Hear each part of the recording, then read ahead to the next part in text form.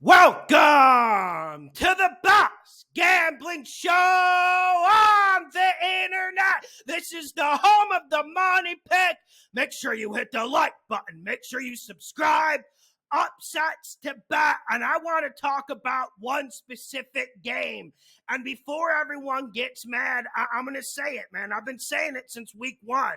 STroud is going to be a baller in this league. But even I've been surprised with how great he's been. Like, listen, I honestly think right now he's top 6, top 7 quarterbacks. And I think there's a big possibility the Texans can beat the Ravens. And when you look at this Texans team, they're playing with house money. They got nothing to fucking lose. And when you have a team like that, they're always dangerous. You sprinkle in the quarterback and you can see how it will create problems. Now, we know the Ravens have been an absolute juggernaut this year, blowing people out. They blew Miami out. They blew the 49ers out. We know how ruthless this team can be when they're in a specific mood. But I got to tell you guys, the first reason why I think the Texans can win this game is I'm a little bit worried about this week off. When you look at the Ravens offense, it's a rhythm type offense. You see a lot of RPO. Yes, they're going to run the ball a lot, but there's also a lot of choice routes from wide receivers. That's how they're able to create those big plays. I do wonder, pretty much 2 weeks off for the whole starting offense, is that going to help? Are the Ravens going to be ready for this game? Secondly, man, I like what the Texans defense is doing. And there's two guys that I haven't heard talked about enough this year. First one is Will Anderson. Will Anderson has been absolutely phenomenal. I feel like he gets better every single play rather than every single game. I think he'll be able to create some pressure. But the second player I want to mention is Derek Stingley's absolutely phenomenal. And I think Derek Stingley has transformed into a top 15, top 10 corners just the last 6-7 weeks. And we know he disappointed his rookie year, but I do think the Texans can put a lid on this Ravens offense. Now, hear me out. Week 1, you guys remember that game, 25-9, Ravens victory. It was probably Lamar Jackson's worst game of the season. Did he need to do an awful lot? No, but he threw a pick. He fumbled. I think he had 160 pass yards, something along those lines. And it brings me to my next point.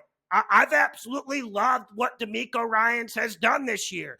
And I'm not Johnny come lately. I've been saying he should be in the discussion for Coach of the Year. And I think we'll see a great game plan. And honestly, I know this Ravens team is a little bit different. I know they're throwing it a lot more. I know we're seeing more action down the field. Credit to them. But am I the only one who thinks if you can keep Lamar Jackson in that pocket, if you can bottle him up, you can get the Ravens out of rhythm and you can beat them? I really do believe that's a possibility. Another thing that I think is vulnerable on the Ravens.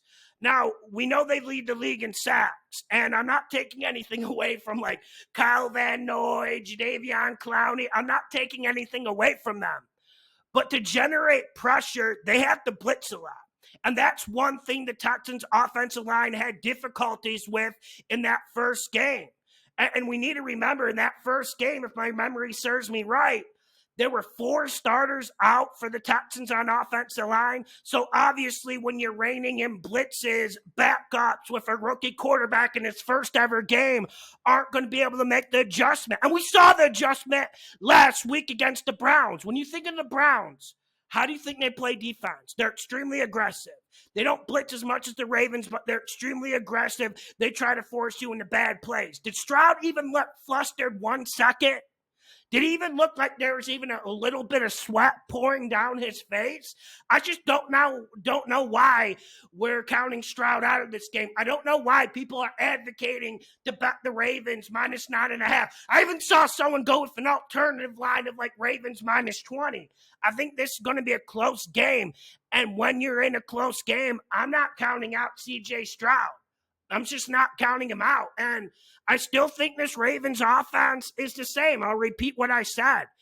If you can keep Lamar Jackson in the pocket, If you can play decent against their run game, I feel like they're extremely vulnerable. And I'm sticking to that. I do think the Texans can do this. I would not be surprised. I would not be shocked if we saw STroud go on the road to Baltimore and win. And for the other upsets, man, I'm not seeing a lot this week. I haven't changed my mind about the 49ers. I think the 49ers are going to absolutely maul the Packers. I think a lot of people are getting over emotional about the Packers. Yes, they had 2 good games in a row, but what were they doing to other 16, 17? I think people are grasping at straws for this one, and I think the 49ers can blow them out, and I don't say that too often. When you look at the Bucs, Lions, everyone counted the Lions out last week.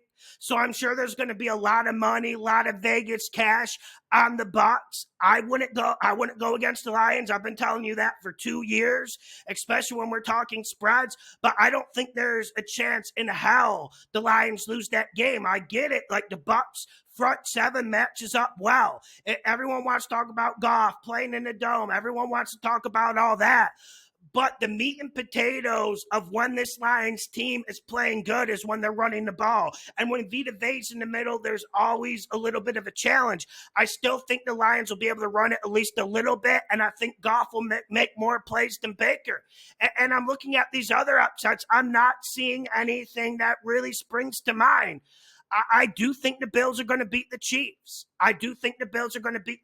Now, when you look at that game, do you want to put your life savings on the Bills? No, but I feel very confident with the way the Bills are playing right now, and I do think this Chiefs team is understocked, under-talented, and I think it's a borderline disservice to Pat Mahomes. Make sure you hit the like button. Make sure you subscribe. The best gambling show on the internet. Let's get this money. Divisional round.